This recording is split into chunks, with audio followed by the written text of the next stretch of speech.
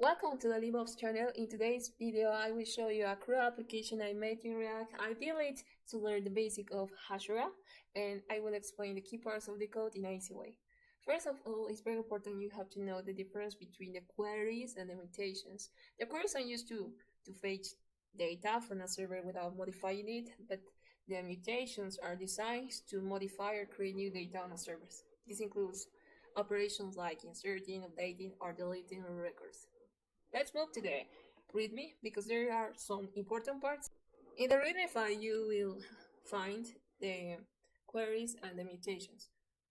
First, the get users. The purpose of this query is to retrieve a list of users from the database, and it requests three files: email, ID, and name. The result will be a list of users with these details. Move to the next one is the post request or post mutation, and the purpose of this is to add a new user to the database. And the parameter it takes is an array of user objects as an input. And the response is it returns the number of affected rows and the details of a new added user. Let's move to the put mutation.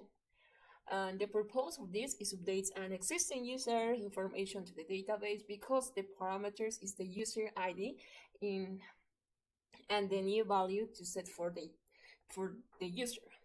And the response will be the user which was the data updated. Okay, let's move to the last one, which is delete. And the delete mutation, the purpose is delete a user from the database based on their ID. And it returns the ID of the deleted user confirming the deletion ID. Let's see how it works. This is the application I did, and let's run this code.